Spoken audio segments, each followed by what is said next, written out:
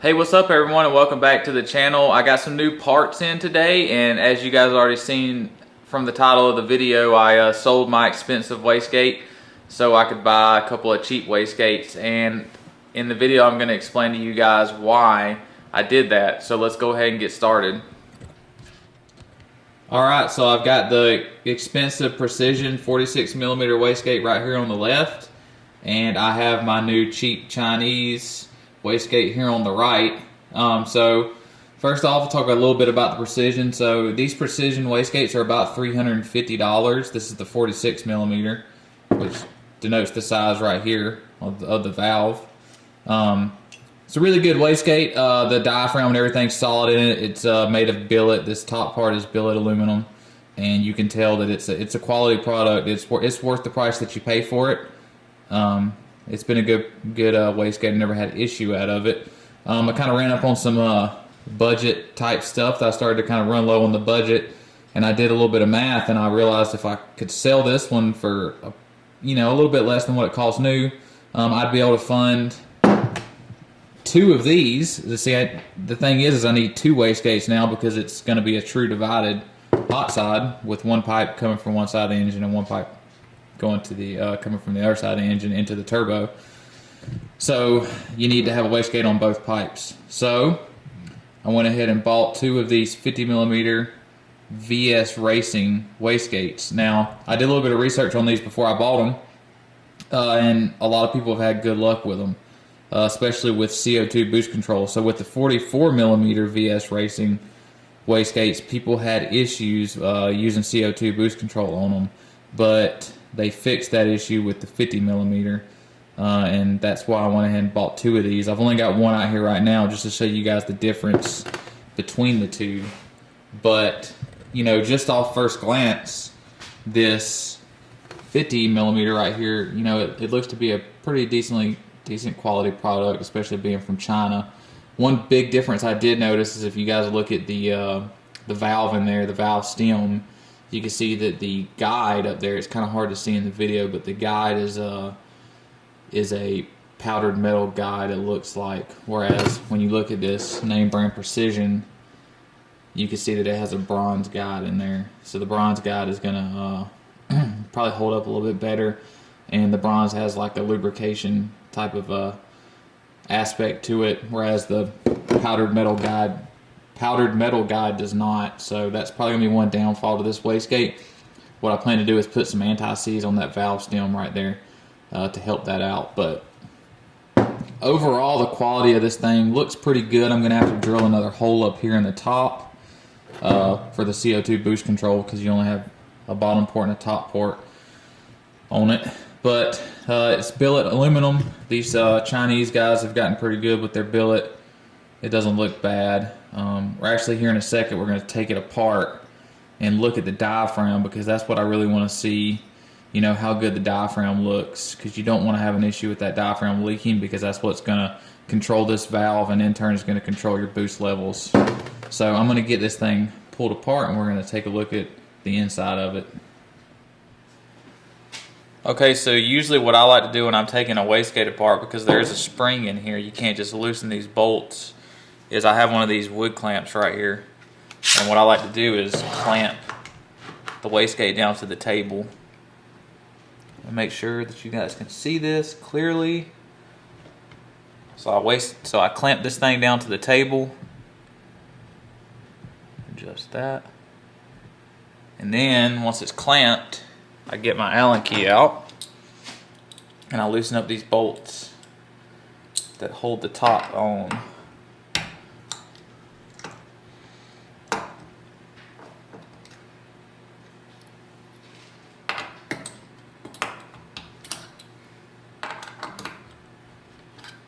So far so good. This bolt's a little tight over here. I think it's just pressure pushing up on the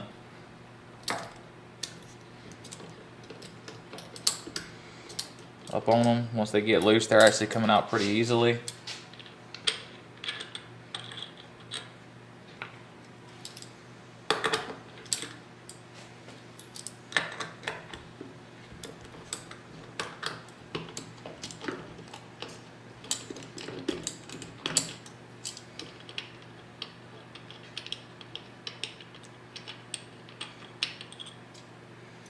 So the price on these things is pretty reasonable, and I've always heard a lot of good things about VS Racing. I believe the owner is Viren, if I'm saying it correctly, Viren. You know, no one, you know, is trying to say these things aren't made in China or wherever they're made at, not in the United States. But if you have an issue with these, I've heard that he's really good about getting you another product to swap it out. And is right now there's a holiday deal going on these, the 50 millimeter wastegates, and they're like $92 a piece, which is not bad at all. So now that I got the bolts off this thing, I'm gonna try to like wrestle it off.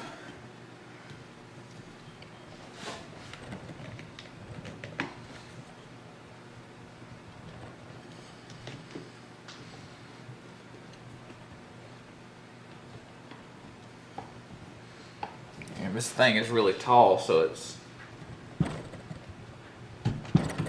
see that spring, it might actually have like 14 pounds worth of spring in it. So what I'm going to do is just run this lighter spring. So it looks like there's 2 springs in here. I think I'm just going to run this lighter spring. Let's see how this diaphragm looks. So far it's not looking very promising on this one.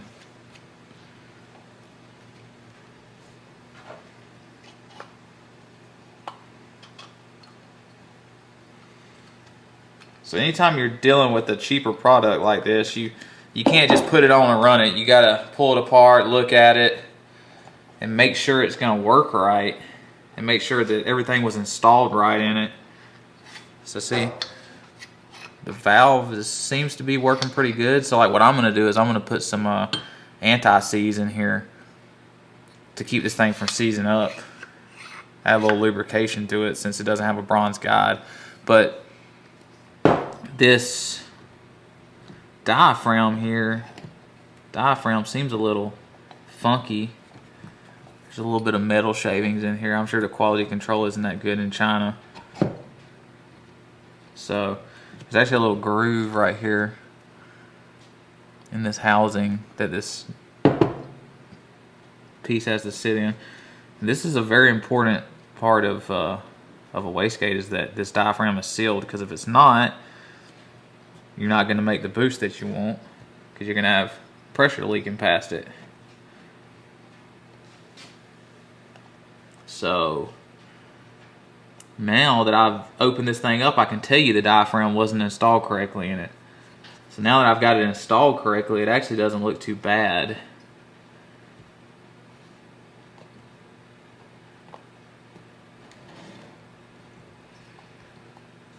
So you can see now that I've messed with it, I've got this diaphragm to actually sit down inside that groove, because before it wasn't sitting on there. So if I would have just tossed this on the car, it would not have functioned correctly. So when you're dealing with cheap parts like this, you have to be, you need to be mechanically inclined, and you need to kind of, you know, use your brain. Don't just think that you can bolt everything on and expect it to work. I mean, you're not paying a lot for the product, but there's probably going to be a little bit of work involved with getting it to work right. So just know that, you know, when you get something for cheap, you're giving up that somewhere else as far as reliability, or you know, how well is it going to work out of the box. But it actually doesn't look bad, and you know, it's got these 2 springs that come with it. I'm assuming maybe that's 14 pounds with both springs installed. I'll just run the lighter spring because I have CO2 boost control, and I'm okay with running low boost on the spring and then just cramming some CO2 on top of it. But yeah, I'll go get the other wastegate and the blow-off valve and show you guys what they look like. Okay, so I got the second wastegate out here now, and I just wanted to show you guys how it comes in the box. It's not really that bad, 92 bucks. I mean, you're getting a good bit of stuff. You got your valve seat right here. You got a couple of fittings that come in here with it to run your reference lines. You got the wastegate, of course, which, you know, it looks pretty good. It's nice and big 50 millimeter. And then you have both of your V-bands. What's this thing's called? You got the one for the discharge and one for the entrance of the wastegate. So when it comes with everything you need, So I'm going to pull this one out and take it apart and see how the diaphragm looks in it. I bet it looks junky just like the other one did. Or not really junky, but just not installed correctly. So I'm going to pull this one apart now. So I just got the top pulled off the second wastegate, and I kind of see an issue. So I got both the springs up here. Take them out, and I kind of see an issue with the diaphragm again, and I'll show you guys what I mean with how these things aren't put together correctly. So if you look right, where's it at? Kind of like right over in this area right here, you can see that, you see in this area on the rest of the diaphragm here, it's kind of pushed in so that this diaphragm isn't being held by that top cover. But if you look right over here, you can see that it's almost like not even, or it doesn't look exactly the same as the rest of it, and it just, what it needs to be done is it needs to just be popped out and reset. So that's what I'm gonna do. I'm gonna pull this out and reset it real quick and show you guys the difference.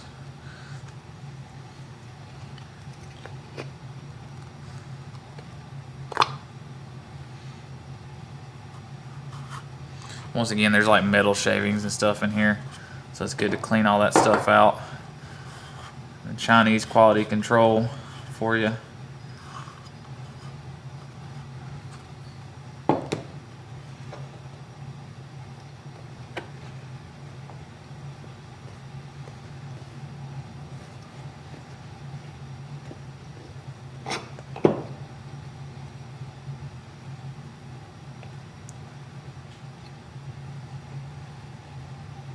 So now that I've reset this thing, it looks a lot better. You could tell that the way that they form these diaphragms is not the best. They kind of are uneven. There's like a part on these diaphragms, if you ever pulling these apart, that's like a you can see like a braided section, and then you see where the rubber gets thicker and there's like a rubber coating down below it. And on a good wastegate like the Precision, this is all even. But when you pull these Chinese wastegates apart, you could tell that they're not perfect. The way they mold or form these diaphragms isn't the best, but they do work. You just have to, like I said, reset them. So now you can see that the diaphragm looks more even in there. And another note, when you're putting these back together, like when you take this top cap and put it back on, you have to be careful with how this cap sits down on that diaphragm, because you can pinch the diaphragm, and if you do that, you're gonna have issues. So that's why I like to use this wood clamp right here to hold it down and kind of work it down with the spring under it and get it sat down. So yeah, only issue I see with these is just taking them apart and kind of make sure everything looks good in them. If not, you can send it back and get another one pretty easily. So I also got a 50mm blow off valve from VS Racing. I'll pull it apart later. These are usually pretty good. I don't know a lot of people that have issues out of these. I had the On 3 50mm blow-off valve on my old turbo kit, and I never had an issue out of it. It worked perfectly fine. I don't see the need to spend however much a tile blow-off valve costs. So that's going to be going on the new setup as well, and I'm pretty sure it's going to work fine. So that's all I got. I just wanted to give you guys an update. Once again, I'm getting new parts in all the time, and I want to keep everyone up to date. So figured it was a good time to kind of show you guys how you have to deal with some of these cheaper parts to get them to work right. You can make them work right. They can be good. You just have to use a little bit of brain power and kind of get things working correctly inside of them. So that's all I got for now. I hope you guys enjoyed the video. As always, comment, like, and subscribe, and I will talk to you guys later.